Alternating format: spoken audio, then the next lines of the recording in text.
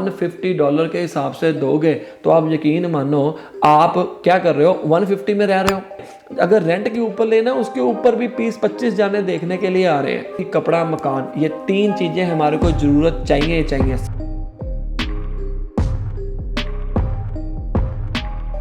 Hello boys and girls, welcome to my YouTube channel real experience by Nikhil.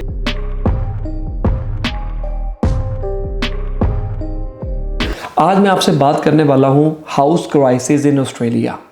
Corona के बाद जब से border open हुए हैं तब से बहुत से माइग्रेंट्स आ चुके हुए हैं। यहाँ पर घर तो उतने ही हैं, जितनी तेज़ी से माइग्रेंट्स आ रहे हैं उतनी तेज़ी से घर यहाँ पर नहीं बन रहे हैं। मैंने क्या प्रॉब्लम फेस की है, यकीन मानो कोरोना से पहले जो एवरेज रेट चलता था एक सिंगल कमरे का, जिसके अंदर इलेक्ट्रिसिटी, गैस, वाईफाई सारा इंक्लूड था, उसका रेट था 120 से लेकर 140 के बीच में।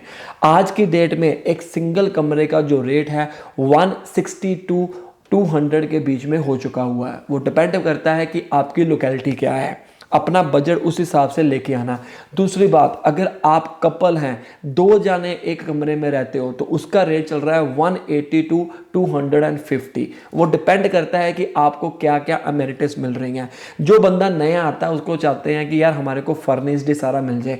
आज की डेट में अब देखो, जितनी देर तक आप रहोगे आप सामान भी लेके आओगे एक कमरे के अंदर, फिर अपना बाय करोगे, पैसे खर्चोगे, तो वो बंदा यही आता है कि यार हम नए नए आए हैं, हमारे को सारी चीज़ें ना एक कमरे के बीच में मिल जाएं। वो थोड़ा सा महंगा हो सकता है। यकीन मानो इतना रेट हाई हो चुका हुआ है ना प्रॉपर्टी का, मैं बता नहीं सकता। पीछे दिनों में आपने अगर न्यूज़ देखी होगी तो आपने देखा होगा कि हाउस कि एक इंस्पेक्शन के लिए अगर किसी ने घर खरीदना है उसके ऊपर तो लाइनें लगी हैं।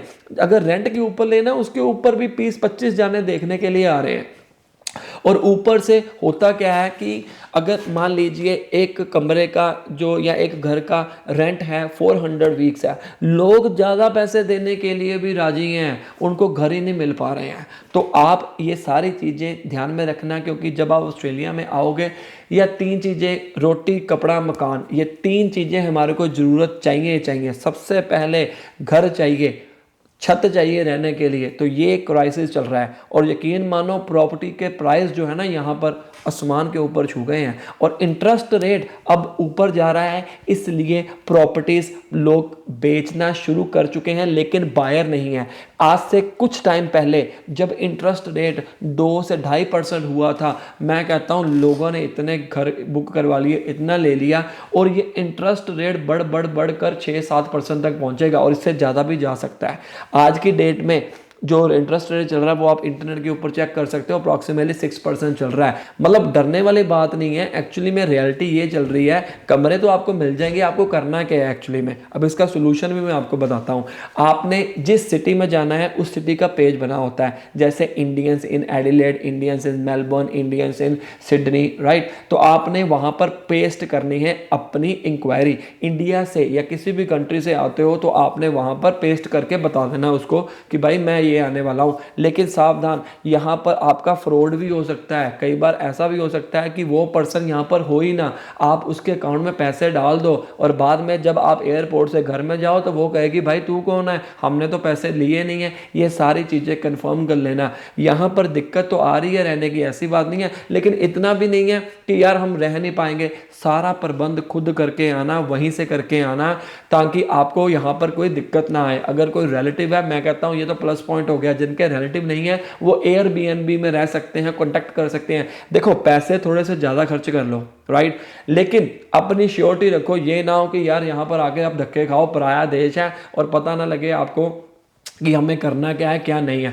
मैं आपको अभी एक प्रॉपर्टी दिखाता हूं, वो प्रॉपर्टी का रेट देखो कितना बढ़ चुका हुआ है।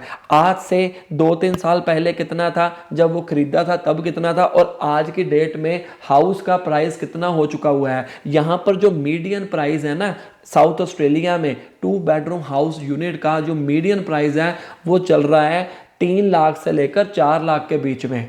मैं ग्राउंड फ्लोर की बात कर रहा हूं, ग्राउंड फ्लोर की। अगर आप फर्स्ट फ्लोर के ऊपर चले जाते हो वो थोड़ा सा कम होता है, बट लोकेलिटी के ऊपर डिपेंड करेगी।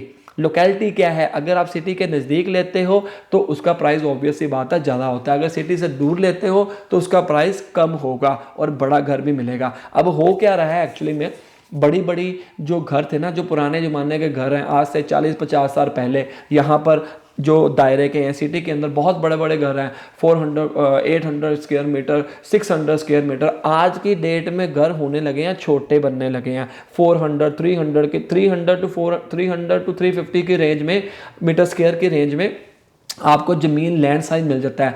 वहाँ पर अब छोटे घर बनने लग चुके हुए हैं, बड़े को काट कर वो छोटे करने लग चुके हैं। जो बड़ी बड़ी जगह है वो बेचना शुरू कर रहे हैं लोग, ठीक है। एक पता क्या होता है, कई बार जब पुराना होता है एरिया, उसको डेवलप करने के लिए अब उस एरिया में सारे पुराने घर हैं वो बिकना शुरू हो चुके हैं। मेरे साथ में घर था एक, ठीक है जी, 585 स्क्वायर मीटर का है, 2 घर थे, एक इधर की तरफ था और पीछे की तरफ था। कई बार जो होता है एरिया अच्छा हो जाता है, उसका प्राइस ज़्यादा होता है, ज़मीन होती है कम, लेकिन कई बार एरिया ठीक ठाक होता है, मतलब आपको मीडियम प्राइस जो 2 बेडरूम हाउस का जो साउथ ऑस्ट्रेलिया में चल रहा है वो 3 लाख से 4 लाख डॉलर चल रहा है, ठीक है जी। और दूसरी बात, 3 बेडरूम हाउस अगर उसके वॉशरूम के साथ लेना है तो उसका मीडियम प्राइस जो चल रहा है वो लैंड के अनुसार होता है। अगर तो बहुत पुराना घर है, लाइक जैसे कह लो 600 मीटर स्क्वायर, वो 1000 से मल्टीप्लाई कर दो, 1 मीटर स्क्वायर को 1000 से मल्टीप्लाई कर दो, अप्रॉक्सीमेटली उसका प्राइस निकल आएगा, मतलब 6 लाख डॉलर्स। और अगर घर थोड़ा अच्छा बना हुआ है और 600 मीटर स्क्वायर का है, फिर तो मैं कहता हूँ बहुत बड़ी बात है। और अगर आपने घर अच्छा लेना है, नया बना हुआ है, लेकिन वो 300 मीटर स्क्वायर है, तो उसको 2000 से मल्टीप्लाई कर दो, अप्रॉक्सीमेटली 15-20 हज़ार ऊपर नीचे हो सकता है। बाकी ये डिपेंड करता है लोकेलिटी के ऊपर। तो जब आप यहाँ पर आएँ, ये सारी चीज़ें अपने माइंड में रखें, डरने वाली कोई बात नहीं है, सावधान रहें, पहले से ही अपने आप को आपने पूरा मोटिवेट करके आना है। यहाँ पर परेशानी आ सकती है और ये डिपेंड करता है कि आप कौन से सबर्ब में जाते हो। ऐसा नहीं है कि यहाँ पर घर नहीं है। लोग क्या करते हैं, एक्चुअली मैं आपको बताता हूँ, कई बार ना लोग फ्री ऑफ कॉस्ट घर में रहना शुरू कर देते हैं। कैसे? खास तौर के ऊपर स्टूडेंट्स की मैं बताने वाला हूँ।